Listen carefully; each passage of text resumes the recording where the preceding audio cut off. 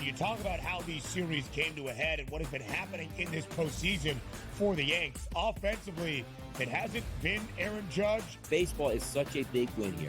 All you ask for, East Coast Monster City, West Coast Monster City, the biggest of biggest Titan superstars on both sides here, two mammoth fan bases. The entire country can buy into this one. The Early Line, only on SportsGrid. Anyone that's been to a sporting event, the atmosphere before a game, I think Game Time Decisions has that same exact atmosphere. This is our arena.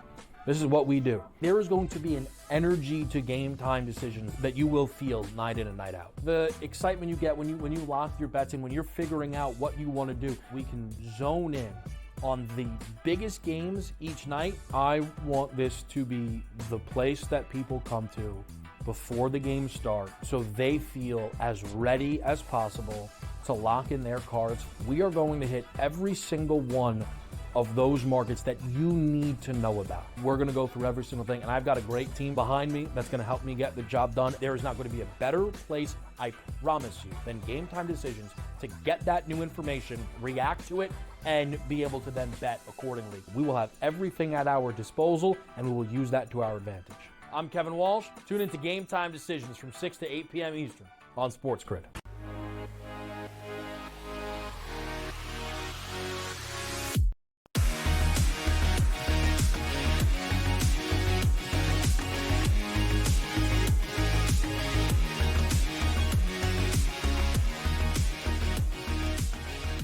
Welcome back in live on SportsGrid. It's Pro Football Today. Joe Lisi, Donnie right side. I'm Kevin Walsh with you here on a Sunday morning where we go to Cleveland. Is we were just talking about the best teams within the National Football League, and the Baltimore Ravens are right now maybe a little college football-y where Oregon's ranked in front of Georgia, but nobody thinks Oregon is better than Georgia.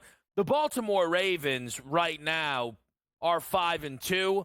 And yes, I know they lost to Kansas City, but also Kansas City had about 18 more active guys in that football game, and I don't know how many of them will be back.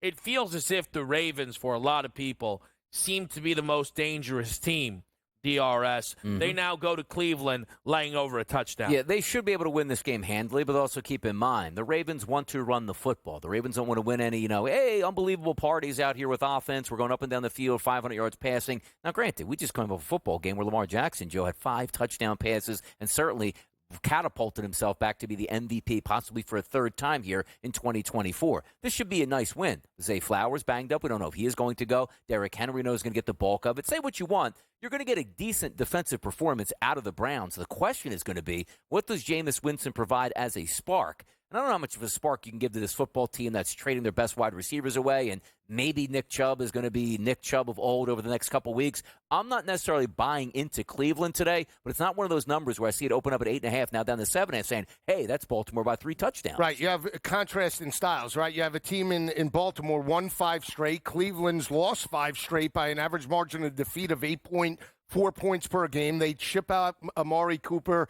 their number 1 wide receiver, to Buffalo. And now, from an offensive standpoint, well, obviously, Jameis Winston seems like an upgrade because his number is 50 yards higher than where the quarterbacks that they had in there at 236.5, Kev. He's in the area of about 230. So, again, the only way that Cleveland can win this game, I don't think they can grind it out. They tried that last week against Cincinnati. They're not going to be able to do it, in my opinion, against Baltimore. I think they'd lose that game handily. You got to take shots over the top, open up the offense.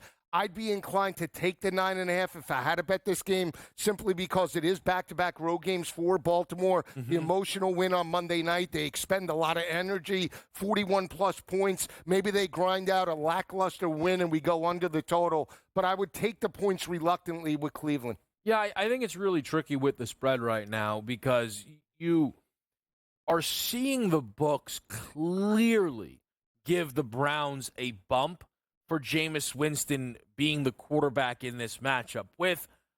I'm not saying I disagree with, but I don't know. It's a bit of a leap. Like, do you want to buy into that again? I think would be my point. If you're betting the Browns today, I think a lot of people betting the Browns are like, ooh, Jameis is better. Well, the books, I think, are baking that in. Like, I think if this was Watson, I mean, man, this could be 10. I guess it depends how he would have finished the game against Cincinnati. You never know, but what would his total be if it was Watson? 175, right? I mean, think of multiple people that have covered the game all week. Oh, this is an upgrade in terms of the passing attack. They're going to move the football a lot easier with Jameis Winston at down. Well, if that's the case, why isn't Jameis Winston the quarterback? We know why, because the other guy was getting $281 guaranteed $1 million. That's why. Right. So this team is handcuffed right now. If Nick Chubb was running the football better, he came off the IR, what did he have, 11 for 22 last week? Mm-hmm. If that offensive line was pounding the rock and he rushed for like 80 yards,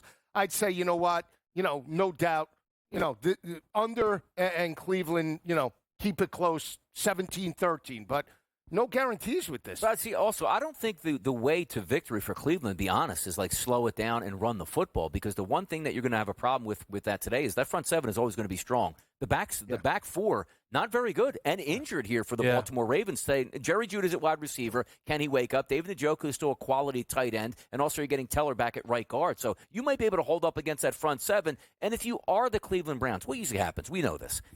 Stefanski is no longer the play caller here as a two-time head. Did he win it 2 times, by the way? Yeah. The head coach of the year or coach of the year 2 times. Yeah. He's not going to call the plays today. It's going to be Dorsey. You think Dorsey's going to here's my big stage. Let's run it 50 times and get beat 14-3? No. I think they're going to air it out today, good and bad, because the one thing we know about Jameis, he's a gunslinger. He's got a lot of Baker Mayfield in him, too, who essentially plays for the Buccaneers. You're throwing interceptions and you're throwing touchdowns. That's usually a good thing. Well, maybe we should take his attempts then, Kev. Yeah, I mean, I can pull it up for you right now. In the game, he's got a number of 34.5. I think he slings it all over. He's not even looking behind him He's today. nearly minus 200 to throw a pick. No, he's definitely throwing a pick. There's no question he's throwing a pick today. I think it's really interesting, though, that he is projected to throw in the game around 60, 70 more yards than what we typically see from Watson, where for the Browns now, I wonder if it all just kind of can perfectly kind of work for Winston, where, yes, they lost him. Again, Amari Cooper was terrible this year for the Browns. Mm-hmm. He might be great in Buffalo, but he was not good. Like, he individually was playing terrible football this year in Cleveland. You lose that, it's fine. Chubb is back. At his best, he can be great. The offensive line is about as healthy as it can be so far this season, and Njoku's out there, who's been great. I think Jerry Jeudy's going to get the football a ton with Jameis Winston. Jameis last week threw the ball 11 times. 4 of them went to Jerry Jeudy. Jerry Jeudy didn't have a catch until Jameis Winston got into that football game there. I think it's just one of this is a really unique situation where a guy, can someone explain to me why he was QB3 last week? Like, healthy. They for some reason at DTR jump him on the depth chart. Like, was there too much noise around Winston replacing Watson that they jumped Winston down to QB3, Donnie? No doubt about it. And also, hear me out on this, because I know you guys are going to like the way the analogy I use on this. Boots on the ground in Pittsburgh. We got a quarterback that can't throw. George Pickens, lead wide receiver. I don't feel like playing anymore at this point. Put a quarterback in that can throw. Let's get excited. Let's have some fun. I'm telling you, Deshaun Watson was so bad at quarterback, same as DTR. When you got a quarterback that's actually like, run your route, I will get you that football, it invigorates everything. We're not calling for Jerry Jeudy to have a $115, 3 touchdowns today and the reemergence of the Cleveland offense at this point. Now, if he does that, we'll all look like geniuses at this point. But just hear me out on that. There's juice in that locker room today because Jameis Winston is starting. Now, will that juice last through the first quarter? That's what we're going to find out. But I think that locker room, with a change of the guard, play caller, and quarterback, you might have something. See, but that's what I find interesting is because Stefanski, right? You could make the argument that's the reason why Flacco was on Indianapolis now, right? They didn't want the noise around Deshaun Watson. The guy put up 4 300-yard games last year. Deshaun Watson doesn't have one 300-yard game under his belt in 2 years. Like, I just find it amazing that Coach of the Year doesn't know how to out-scheme an opposing defense with a quarterback. I mean, how could it be? I don't... See, but I think part of it, though, Kevin, yes, it's all on Deshaun Watson, number one. But I think also, too, when Deshaun Watson is in there, Stefanski does take a conservative approach. How could it be that we go 160 on Watson to now all of a sudden 236? There's some massive disconnect between the two. Because, Joe, he is Coach of the Year. Right. Because last year, they were like, Flacco's like, whatever you want. You want to throw it every play? Yeah, no problem. But Joe... Listen, I don't even want to make a joke of it, but, like, Joe Flacco came back and was so good, he beat DeMar Hamlin for Comeback Player of the Year. Yeah. I mean, That's crazy to think about. That's how that all played out. Yep. Stefanski won Coach of the Year. DeMeco Ryans took a team that was supposed to win a football game to 9 wins, unless you were in on Houston like me, but nobody talks about that. It's just Stefanski has proven to be good for Cleveland, right? You don't win multiple Coach of the Years by accident. Like, my question is, because Watson's not going to be healthy by week 1 next year. Like, is Winston fighting for this job? Is this team going to be looking in the draft? Like, what's the outlook for Cleveland? No, it depends on how many losses they get. They should be in the market for a quarterback. And no, Jameis Winston is never going to be your starting quarterback as a franchise guy. Maybe a guy that could be a backup and a fill-in. That's about it. But for me, we're going right to the draft at the end of the season, Joe. Yeah, I agree 100%. But the owner made that decision. The owner made that decision for the guaranteed money. They'll ruin them there. Cam Ward, Shador Sanders. Donnie, favorite quarterback landing spot for the Cleveland Browns. Who should you look for? Oh. Will Howard. There you go. Let's give him Will Howard. Give him Will Howard. All right, we make the move to Arizona and Miami next here on Sports Grid. Billy.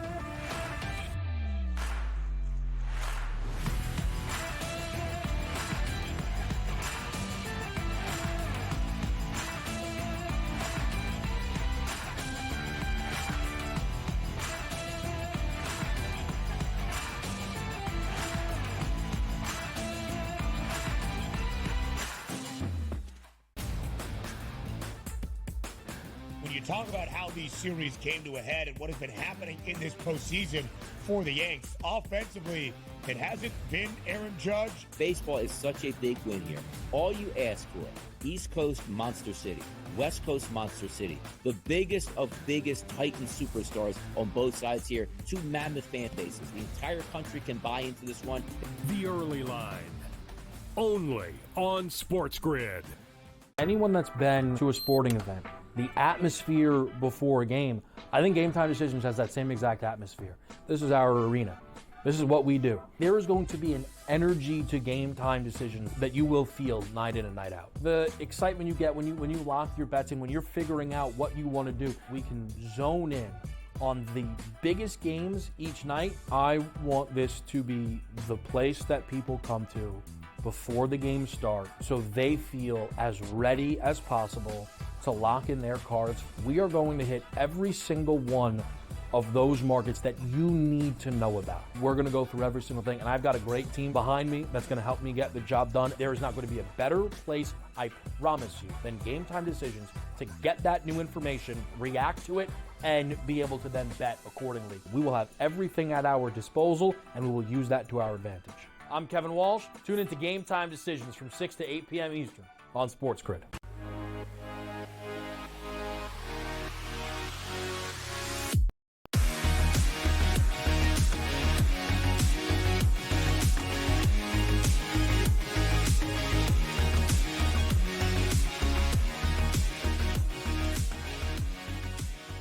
Welcome back to a Tagovailoa. The Miami Dolphins host the Arizona Cardinals, laying 4. A lot of conversation this week, and we hit on it a little bit on our own on Thursday. Only around Tua being back, but now the Guardian cap as well, which is a really fascinating wrinkle to this whole thing here. The Tua stuff is, I don't know, it's getting odder. I did not think, and again, I know we hit this on Thursday. I did not think that Tua was now going to kind of become the poster boy for we're not wearing the Guardian cap. The whole thing's very weird to me now. But why, though? Do you think he should be in that double Mark Kelso helmet back in the 90s? No. So I'm not. I think it's really interesting that because every time Tua ends up with a concussion, yes, it does seem to be on a national TV primetime game, right?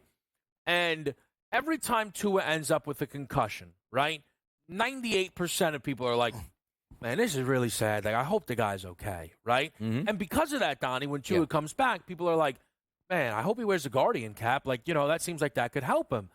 And Tua coming out and being like, yeah, I'm not doing it. It's for personal reasons. Like, what personal reasons? Feels like I'm buying back in on Tua. But I am still. I think it's been really interesting to see people be like, dude, why won't you protect yourself?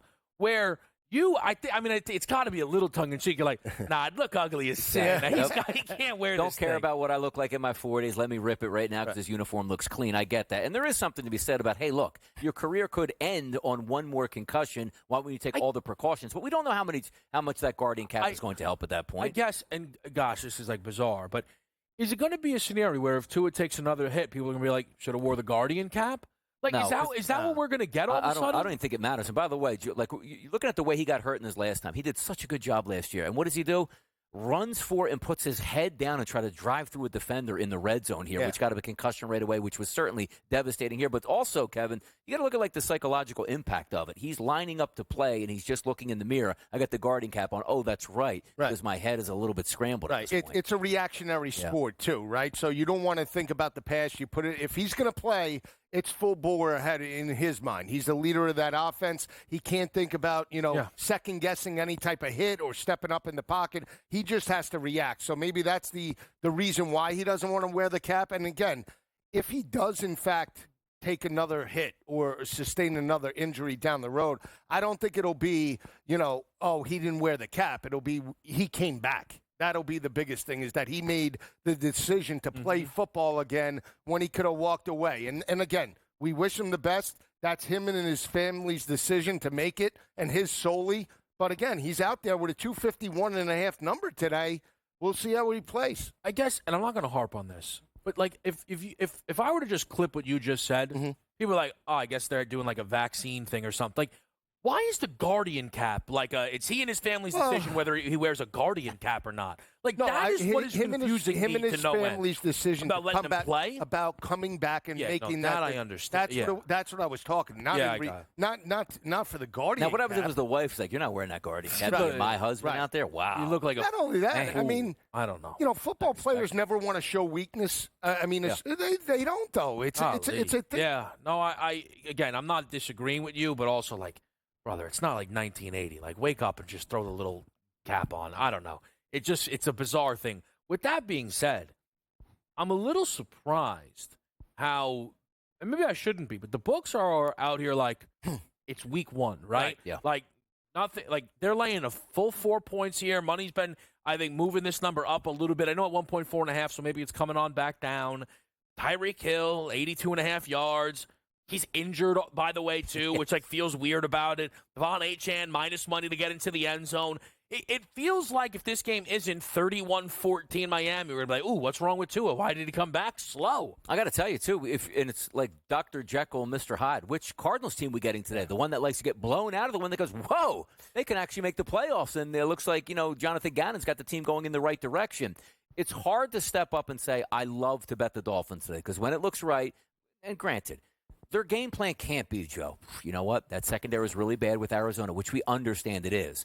But are you just bringing Tua back to let it rip 40 times in this football game? Like, your only job, I feel, as a head coach is like, you get the win, you ease them back in, 26 to 27 pass attempts, get the running game cranked up. It's an opponent you should beat anyway. No, I agree with that. I don't think he's going to throw it 50 times in this matchup, and I think the timing issue could be a concern. When you miss multiple weeks, and to Donnie's point, he hasn't even practiced a majority of those. The quarterback to wide receiver relationship, that takes a little bit, could take a game or two to get back to an elite level. I can't back Miami from that perspective, and certainly not Tua. I could back Jalen Waddle. He had one catch for 11 yards last week. I think he can eat, especially with Tyreek being a little bit banged up. But on the flip side, I like Arizona. Now, they've played 3 road games over the last 4 weeks, right? Now, which team are we going to get? The San Francisco team, or are we going to get the team that got blown out by Green Bay 34-13? I think the rushing attack is critical. James Conner, very good Monday night. Kyler was only $145 with an interception, inconsistent with the passing attack. I'm taking Arizona. I think they run the football. I like Gannon as an underdog. I'm just not buying into the Miami narrative, big picture, especially in this game. And the Dolphins have a problem with the run, guys. Well, again, this is my thing, man. with Tua, though, which is like everything obviously on the field. Preseason, the conversations around Tua where he holds his team back. He's not good enough to be a Super Bowl level quarterback. And that could be true, while it's also true they are useless without him. Yes. Yeah. But that also then means that when Tua's back, when Tua's been out there, they've been one of the 5 best offenses in football for 2 years now. That's just what they've been. Like, I know they were struggling against Buffalo. He threw for 330 yards against the Jacksonville Jaguars in a comeback effort. Tyreek Hill ripped off an 80-yard touchdown because, of course, Tyreek Hill ripped off an 80-yard touchdown. Like, and you, so, Donnie, you talk about Cleveland's excitement or Pittsburgh's excitement. I mean, Tyreek Hill, I don't think would play in this game if Tua wasn't coming back. It feels like it, too, because even in the last games, like you're getting like one target, one catch here, and you see them, it's like, what are they saying to each other on the bench? Hating life? Like, look, our bank accounts are fat, but let us earn our paychecks here. Maybe they can get back to earning today. Yeah, it's going to be really fun to watch this one play out. We know move forward to the rookie quarterback battle between Washington and Chicago right here on Pro Football Today.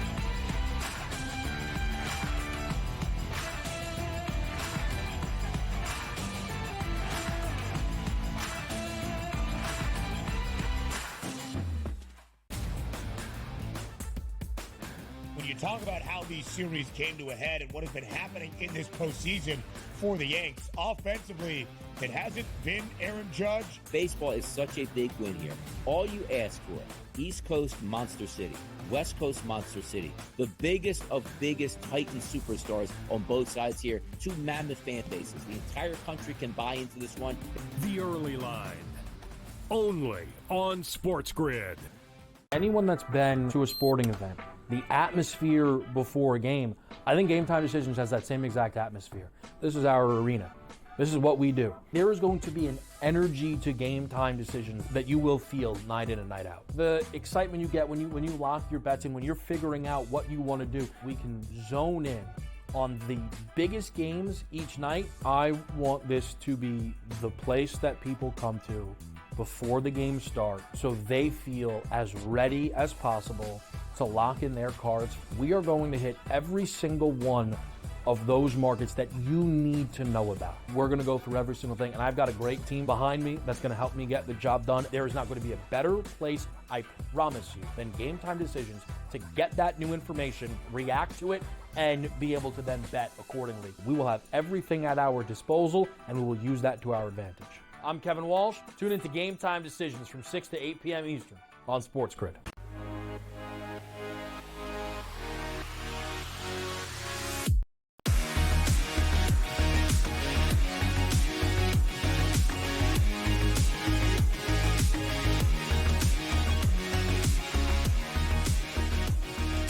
All right, we're back at the right here on SportsGrid. What a shame, man. What a shame. This was game of the week. Yeah. This was the first time they flexed the Eagles out of a prime window. And once again, a mistake was made. Eagles-Bengals, definitely the better game. I mean, Caleb Williams will be out there, ready to go.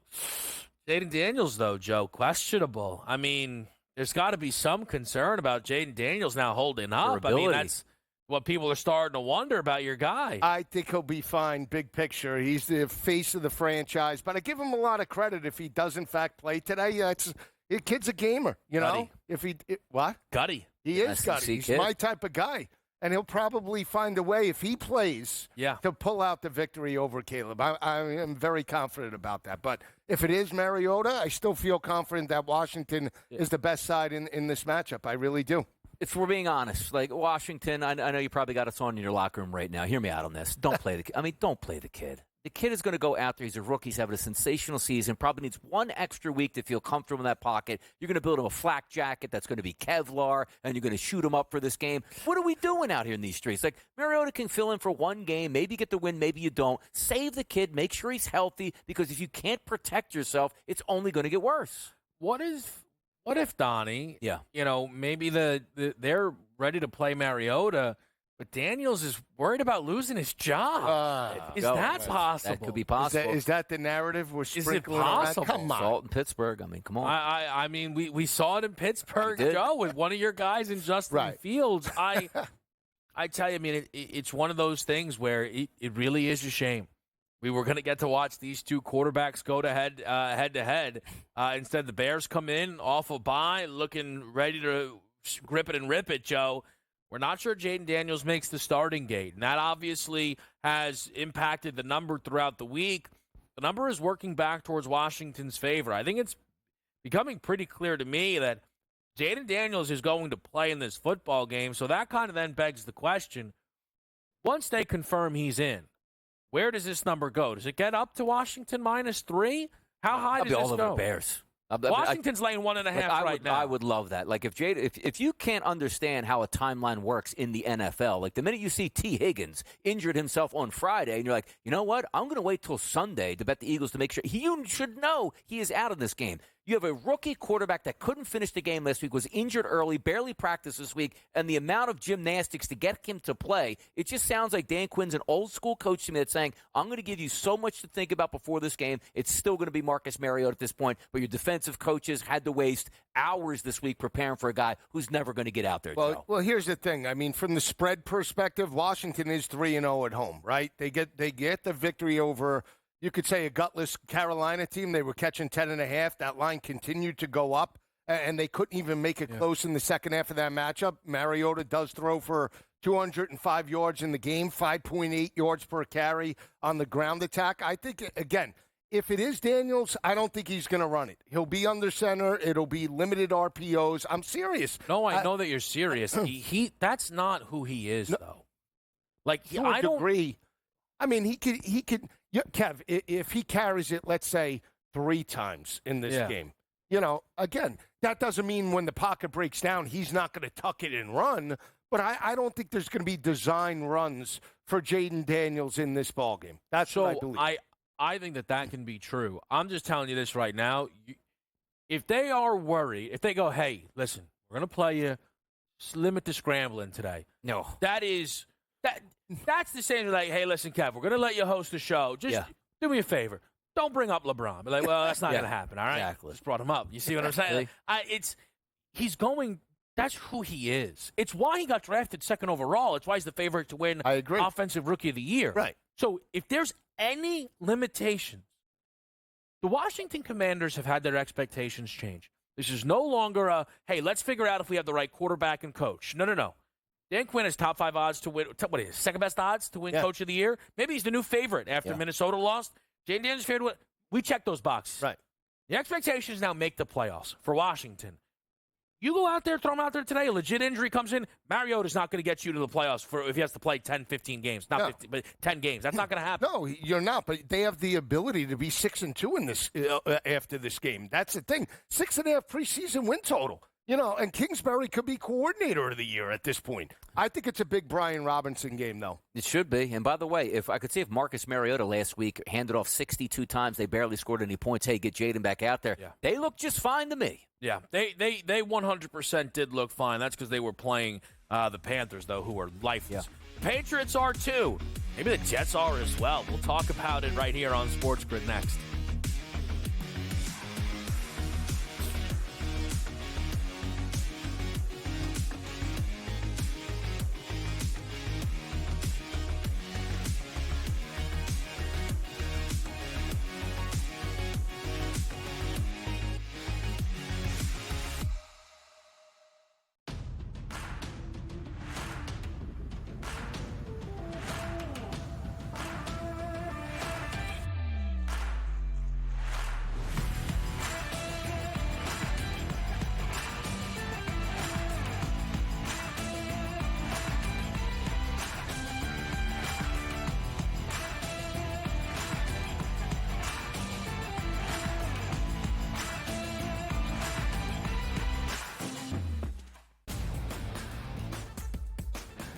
you talk about how these series came to a head and what has been happening in this postseason for the Yanks, offensively, it hasn't been Aaron Judge. Baseball is such a big win here. All you ask for, East Coast Monster City, West Coast Monster City, the biggest of biggest Titan superstars on both sides here, two mammoth fan bases. The entire country can buy into this one. The early line. Only on SportsGrid. Anyone that's been to a sporting event, the atmosphere before a game, I think Game Time Decisions has that same exact atmosphere. This is our arena. This is what we do. There is going to be an energy to Game Time Decisions that you will feel night in and night out. The excitement you get when you lock your bets in, when you're figuring out what you want to do, we can zone in on the biggest games each night. I want this to be the place that people come to before the games start so they feel as ready as possible to lock in their cards. We are going to hit every single one of those markets that you need to know about. We're going to go through every single thing, and I've got a great team behind me that's going to help me get the job done. There is not going to be a better place, I promise you, than Game Time Decisions to get that new information, react to it, and be able to then bet accordingly. We will have everything at our disposal, and we will use that to our advantage. I'm Kevin Walsh. Tune into Game Time Decisions from 6 to 8 p.m. Eastern on SportsGrid.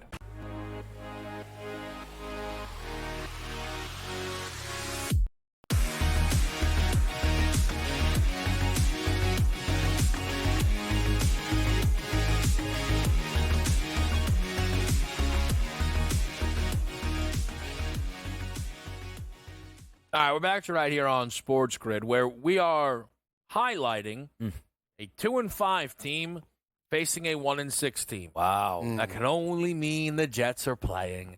The New York Jets last week go to Pittsburgh with Davante Adams, and I think we all pretty much agree that that was a must-win football game. Well, they had themselves a 15-6 lead, and it looked like they were going to head into half with all of the momentum in the whoops, Rodgers threw a pick. And he keeps on doing that, doesn't he? He just keeps on throwing interceptions when they can't have him throw interceptions. Steelers get one right before the break, and then they just kept on getting him. 15-6 ended up 37-15 final for the Pittsburgh Steelers, who blew the Jets out of the water. So before we even talk about whether they bounce back and get right today, does it matter?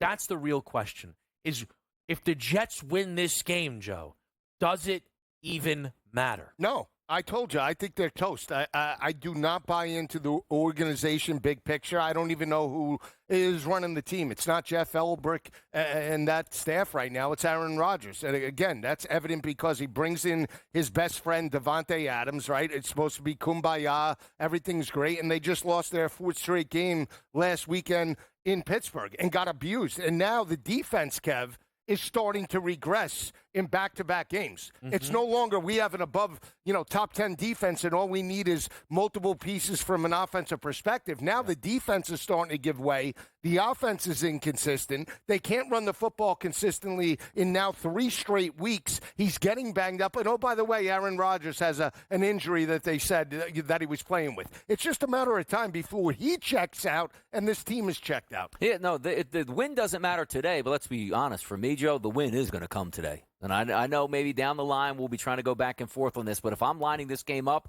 I don't know what you have to do. Aaron Rodgers doesn't throw a pass, they win this game. You're looking at one of the worst offenses in the NFL with the New England Patriots, and the statistics bear it out. Look, go the whole season, 16, 20, 3, 13, 10, 21, 16. And I'm talking against abysmal teams that they have played in this one. Hassan Reddick's coming back. Maybe he's going to get 10 to 15 snaps that here, could rush it, but I'm not worried at all. If you are just punting for the Jets today with not even offense on the field, Drake May's going to probably throw you pick 6. Well, he might throw a pick 6, but I like the Patriots, Kev. I have no confidence in the New York Jets. They are 1-3 on the road. It's back-to-back road games, and I know the New England Patriots haven't covered in back-to-back weeks. I get that, catching points. Didn't do it against the Texans. That was like a short play because, the Texans never beat them. They haven't covered in 5 straight games. Well, 5 straight, but the last 2, what I'm saying is they were like a public dog in back-to-back weeks, right, especially going up in Jacksonville. But now in this spot, divisional opponent, I think they step up. I think they grind out a game. At worst, the Jets might win 17-13, but I have no confidence in the New York Jets. I know they dominated game number 1. That was a long time ago with Robert Saleh. This team is a train wreck. Give me New England, and you know what? I wouldn't be shocked if they win it outright. So for me, as I looked at this game, we think back now. That was a while ago. A lot's changed since, but these teams met on a Thursday night, and the Jets were laying under a touchdown. Now we are here in New England. They're laying a full touchdown, and the Patriots have a better quarterback in. I was so should I look at New England? And then you realize this team's allowed 73 points in the last 2 weeks. Sometimes the dam breaks, and it feels like that might be where we are with the New England Patriots, and I'm not really sure why. As somebody who was on them in the London game and saw a 10-0 lead and felt pretty great, it was incredible to know I was dead in the water before half, trailing 22-10. They ended up losing that game 32-16. There were some backdoor opportunities, but nothing more than that. Those were just backdoor chances. They weren't threatening to win that game. And again, they weren't threatening to win the game either when they went up and played the Houston Texans. That, to me, is what makes this such a puzzling matchup here, Joe, where I'd much rather bet the over. And this is a total that's dropping, and I'm not really sure why. The Pats' defense looks broken. And here's the thing with the Jets. There's a lot of focus, understandably, on Rodgers' struggles. But everybody who told me the defense will be fine because Ulbrich calls it, well, that's not true. The defense has not been fine without Robert Saleh, Joe. It's just not. No, it hasn't. And that's why I do feel the rushing attack in New England will take over in this game. They'll take a little bit off of Drake May's plate. We saw Buffalo, remember in that first game, sweet baby Ray Davis just torching that front seven. Again, where is the mindset of the New York Jets? I understand New England's a beaten-down football team, but still a first-year head coach. You have a rookie quarterback. You could get the potential to have some of those younger guys buy in. And do rivalries matter? This is still a rivalry in the NFL, a team that had owned them in recent years before last year, the Jets getting, just dominating the last regular season game against Belichick. But I think they step up. Playing at home, they haven't won a game at home. They're 0-3. I think they step up and make it a game, shorten the game, keep Aaron Rodgers on the sidelines, and steal it in the fourth quarter. Yeah, and again, maybe it does stay close because the grand scheme of things is that I don't think the Jets really are going to make a push here. Playoffs, I don't think they can get there. Super Bowl, really far-fetched. But this seems like, to me, the layup game that you need when you're in turmoil to take on a team that's so untalented here, a rookie quarterback back in the pocket, a defense that's now a sieve, where the head coach is calling them really soft against the run. Breece Hall, Braylon Allen, probably going to get off today. That play-action pass should work. Devontae has been there another week. He should be ingrained in the offense. And I'm saying it's going to be a blowout for the Jets, per se. I just can't see them losing this football game. But by the way, the narrative that they lose this football game will be so much fun next week. Yeah. I just can't see it. Yeah, but then what happens then? Then what's the answer? Is it Aaron Rodgers? I mean, it's certainly not, right? I don't really know what you do if you lose this game. If they lose this game, it is because Aaron Rodgers threw 4 interceptions. But that's not. But yes, but there's no way Aaron Rodgers plays really well and they lose. There's no shot at that. No, but I'm saying if they lose, and let's say he does throw 2 interceptions like he did last week. Yeah. Where does the organization? You're 2-6 now. We gave you everything you wanted. You fired the coach. You brought in Devontae Adams. You brought in your personnel, Lazard, and all your guys. And you're Devontae's in San Francisco at like the end of the week. Then. Well, that's kind of the maybe. Yeah. I mean, should have went to Pittsburgh. Yeah, right. The Jets right now, to me, they are going to fall short of every single goal that they had with that loss to the Pittsburgh Steelers. Because Pittsburgh was one of the teams that I thought they had a chance to get through with the way the Steelers' second half of the schedule projects. They're just, I mean, the schedule is really, really difficult there. They'll need some Tomlin magic to keep their heads above water. Real quick on this, too, Josh Uche is a healthy scratch for the New England Patriots waiting on a trade. So you're not even getting, like, full-blast defense now. Like, everybody is up to just be launched out of that place. It's not – yeah, it's really incredible to watch. But I wonder, like, I guess the question of if they lose, what happens, right? Well, Rodgers will be the quarterback. They traded for Devontae. Is a loss to New England enough to actually put a Garrett Wilson table on the trade? Or a Garrett Wilson trade on the table? No, I almost think opposite. Like, he should be the future that you're worried about now, not the aging vets that Aaron Rodgers really wanted to get in there. Just but me. then, no, you're right. But I'm saying heading into next year, because if they lose, they'll be 2-6. They're done. Stick a fork in them. What is the optimism? What is the big picture? What are you hoping on? Does Rodgers come back? Well, that's what I'm Like if saying. they're a 7-win team, I think that's. And look, I know it's dire, but that is where we are with the Jets through 7 games of football. And now we're talking about Rodgers' retirement. More to me, like. And the team's relegating Fireman Ed too, pushing him out of the building. They don't New even want regime him up there. Trying Love to it. push him out. The old school mentality, no good. If Where's Weeb Eubank? question for you guys, just quickly on the other side of the field. Drake May in 2 weeks. Have you seen any signs of encouragement? Well, I mean, he's obviously better than Jacoby Brissett because he can throw a forward pass. I want to see him play today, and yes, he looks really good. They're getting smoked in the games he's played, so I don't know about him looking good. Yeah, I don't know if he's an elite quarterback. You know how I felt about him coming out of college. Certainly, I thought Caleb and Jaden were better than him. But again, he's mobile. He's a quarterback you could build something around next year. Come on. He's kind of a touchdown machine right now, though. He's got 5 touchdowns in 2 games. Touchdown beating. Plus 265 to throw 2 of them. Party overs next.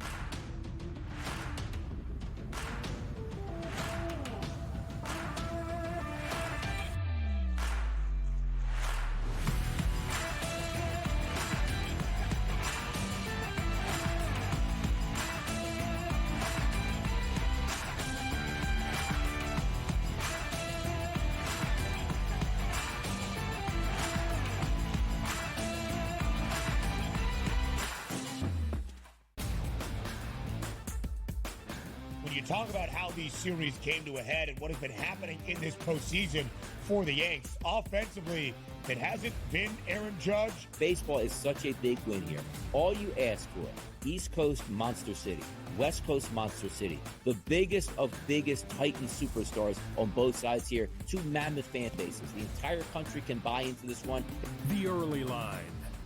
Only on SportsGrid. Anyone that's been to a sporting event, the atmosphere before a game, I think Game Time Decisions has that same exact atmosphere. This is our arena.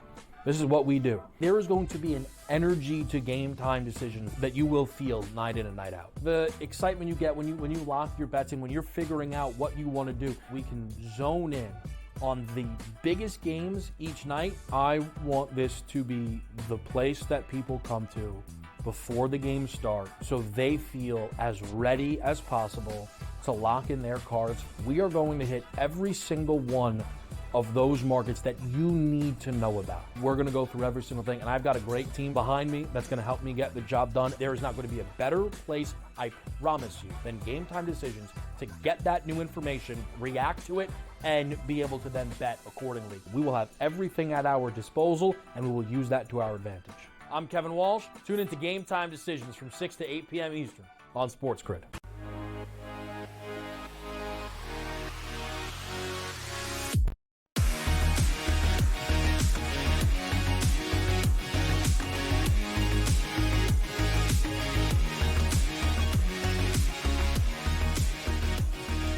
Party over, man. What do you say here, Lee? See, there's juice in some of these games. Let's run through them because we've got an interesting slate, including Tampa Bay Atlanta, which we last saw on the desk together, a Thursday nighter that had 66 points in it. The total now, Joe, looking at 46.5, coming up a little. Yeah, I can't lean to the over in this matchup because of I can't because of the wide receiver absences with Mike Evans and Chris Godwin out of that offense. Is Trey Palmer and Cade Otton going to carry this team and Jalen McMillan as well? I'm not so sure. I need to see it. Might play from an in-game perspective. But again, I still expect Tampa Bay to throw the football, but maybe just not as much. I mean, Seattle had good success last week. What are you going to get out of Atlanta in terms of, on the road today? Not so sure. I would sell it. It's funny, too, because last week they got smashed talking about Atlanta. You might think I'm talking about Tampa Bay because they got smashed, too, made it a little bit closer at the end of that ball game. But if we are being honest with ourselves, That 48.5 was the opening number. It's only 46.5. Yeah, I think it should be lower than that. Like 43? Maybe that below 45. Let's put it at that. Because if I'm saying how do we win for Tampa Bay, it's not, hey, Baker, you have no weapons, sling it all over the place. That sounds like a touchdown and 4 interceptions in a devastating loss. It's almost like be more measured, but can you tell Baker Mayfield to be more measured in a game? That's not his MO. Yeah. He's used to saying, I got Mike Evans, I got Godwin. They'll make plays for me. Everybody's going to be wide open. That's not going to be the case. And also from a Kirk Cousins standpoint, what happened last week? I mean, 14 points getting smashed in that game. Is it a Bijan day? Is it an Algier day? I just don't see both of these offenses saying, now's the perfect time. Let's get after it. I see a measured game in this one. I don't think that's how you, like you said, like Ken Baker do that. I don't think that's who Tampa Bay is. And I understand, listen, you have to adjust when you don't have all of your pieces around you, but they did draft Jalen McMillan. They're high on him. Baker and Kate Otten certainly have themselves a good relationship. He and Sterling Shepard go back to OU. You can still tell that they feel good about it. Mm-hmm. Every running back on that football team might be better at catching the ball than running the ball. And Atlanta's secondary really banged up, headlined by Justin Simmons likely missing this game. I know the active reports have been coming out. Maybe that's been confirmed possibly. I look at this here, and if Tampa Bay was healthy, I think you're looking at a spot where they could have been a 4.5 point favorite. Because in the other areas, they are healthy, right? Antoine Winfield's playing. Vita Vea is playing. The offensive line is healthy there. Of course, Mike Evans and Chris Godwin matter to the spread. Of course they matter, but so much so that they're now a home dog against this Atlanta team who, I mean, has Atlanta at any point this season really impressed us? Has there been a Falcon game you've left? We're like, man, that team is as good as we thought preseason. I don't. I look at the Bucs here, man, and I really think they can get the job done. Yeah. I think the most impressive win was Carolina, and that I'm just saying 38-20, right? Oh. Well, you could say the come from behind win against the Eagles, but again, that was a 5-minute drive. That was it. Didn't say that. Well, and that was a Bijan game. No, so to your point, you're right. They haven't looked great, but it's just so hard. Like if you back the over, and it's 13-10.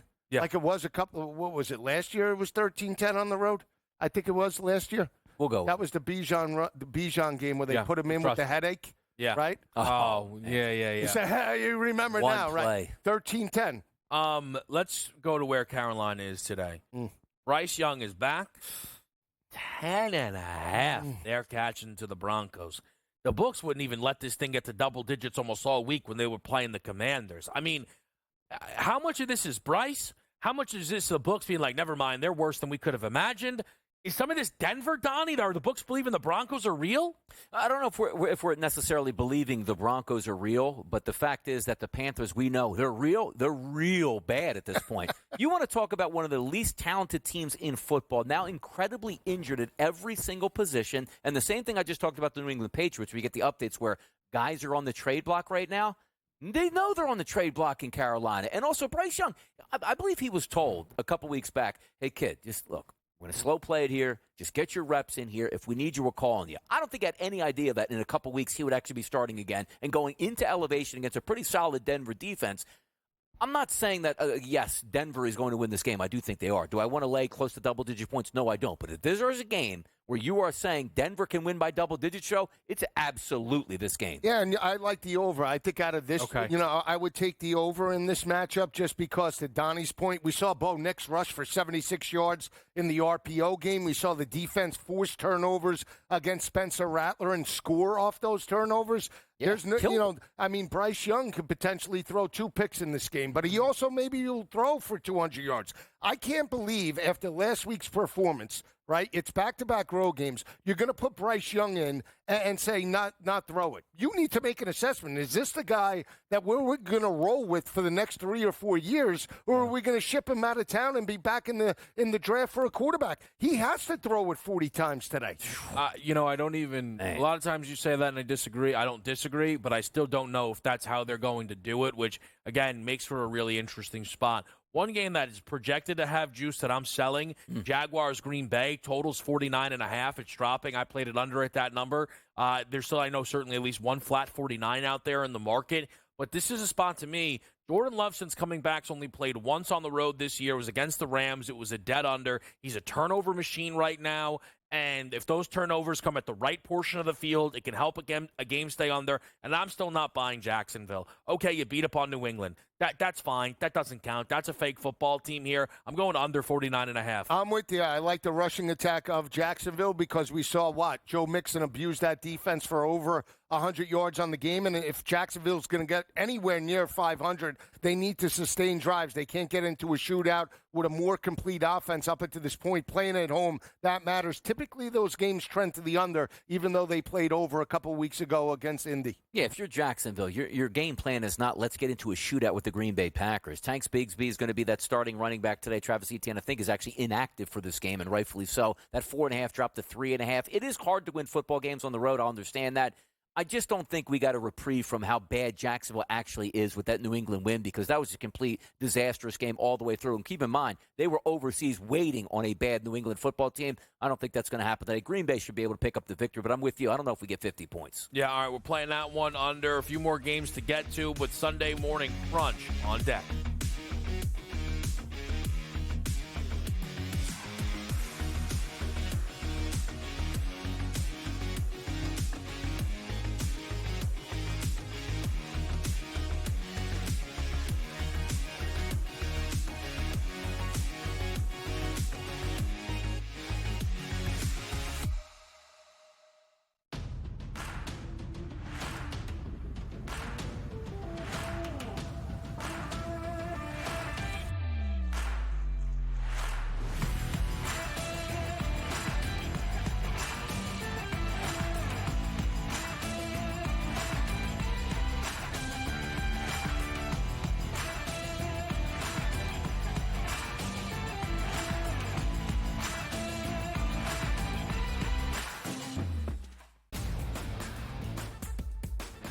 You talk about how these series came to a head and what has been happening in this postseason for the Yanks. Offensively, it hasn't been Aaron Judge. Baseball is such a big win here.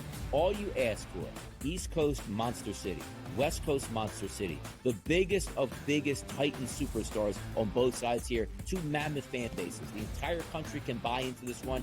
The early line, only on SportsGrid. Anyone that's been to a sporting event, the atmosphere before a game, I think Game Time Decisions has that same exact atmosphere. This is our arena. This is what we do. There is going to be an energy to Game Time Decisions that you will feel night in and night out. The excitement you get when you lock your bets in, when you're figuring out what you want to do, we can zone in on the biggest games each night. I want this to be the place that people come to before the games start so they feel as ready as possible to lock in their cards. We are going to hit every single one of those markets that you need to know about. We're going to go through every single thing, and I've got a great team behind me that's going to help me get the job done. There is not going to be a better place, I promise you, than Game Time Decisions to get that new information, react to it, and be able to then bet accordingly. We will have everything at our disposal, and we will use that to our advantage. I'm Kevin Walsh. Tune into Game Time Decisions from 6 to 8 p.m. Eastern on SportsGrid.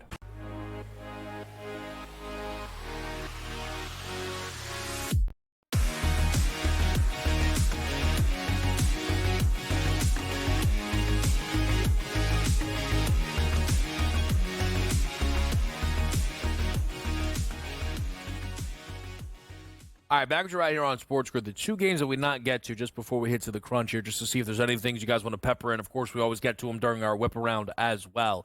Texans-Colts today. I am big on C.J. Stroud. I think he's going to have a monster day and get over the passing. I do think Indianapolis is the healthier team heading into this football game in key areas. With DeForest Buckner coming back, with Jonathan Taylor coming back, that is around the line of scrimmage, which helps you cover a 4.5-point number here where the Colts could stay in range in a big divisional game. I like the Colts as well. 29-27 was game one at home. Now they're on the road. Just not sold after losing to Green Bay how Houston will respond, even though they on paper the better team. Give me the Colts with the points, Donnie. Just answer me this, Kevin. I'm going to ask you this question. Name the two starting quarterbacks in this game, please. C.J. Stroud, Anthony Richardson. Yeah, all right, Houston. Let's go. Yeah. That's it. Yeah, I knew that. Well, Donnie, same thing apply here. L.A., New Orleans, Justin Herbert, Spencer Rattler. Now, Rattler, I mean. What is this thing? You still sold on that live arm? Oh, man. I still think the worst performance of the season, non-Carolina Panthers division, is what the Saints put forward last week against the Broncos. Broken hand, maybe Rattler had a broken hand in that game. It's possible. I can't back New Orleans after that performance. What I can back, though, is the 41.5. I mean, I believe that, Justin Herbert, 349, the way the Saints gave up multiple, second-half plays to Denver in that rush, run it, throw it. I think they could get to 30 on their own. In the 4 o'clock window, this game is. Yeah. Interesting. All right. What a shame. Shame it wasn't in New Orleans. What an absolute shame. I'll tell you what, though. That's some sides. That's some totals. Let's get to some player props. It's time for the Sunday Morning Crunch. Go now.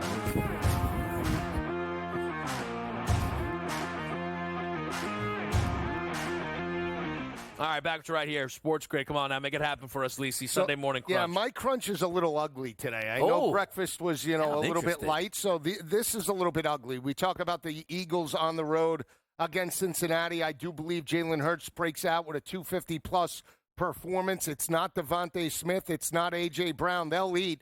But Grant Calcaterra at 22.5, Donnie. You were on him last week. He had 1 target, 5 receptions without Goddard in that lineup. I have to believe he gets over that total today, especially Cincinnati taking away the number 1 options for Hurts. Give me Calcaterra to get over the 22.5. Kev, you talked about the ability for the running backs to catch. Bucky Irvin, 30.5 today. I think they take a more balanced approach without the weapons on the outside. I think Bucky Irvin, a more physical runner, 30.5. I think he can get through his rushing total today. And then the game in New England. We saw New England give up a ton of yards to Tank Bigsby in the second half. Yes, I know Breece Hall right now is RB1, but Braylon Allen got through his total the last time they played in MetLife. 18.5. He wasn't utilized last week. I think they'll run the football more consistently today. 18.5 over Braylon Allen. I like the Braylon Allen pick because he's probably going to get all those yards in blowout time in the fourth quarter. Joe Lisi. Don't be shocked. 4 o'clock game all right. today. We'll see what happens here. Four-quarter game. We'll see. All right, morning crunch for me. Pass catchers, people. One thing I know, it's pass catchers. Let's hit 3 of them here. Jalen Waddle over 51.5 receiving yards, minus 125 price. Why do I like that? Donnie, they've been terrible at wide receiver. Understand this. Tua's coming back. He's going to throw the football at least 25 times in this game. You know what? We might even get 1 catch enough for the 51.5 today. It's going to be glorious down there in South Florida. I'll take Jalen Waddle over 51.5 receiving yards. Number 2, Travis Kelce. Time to step up to the plate. Why do we like Travis Kelce today?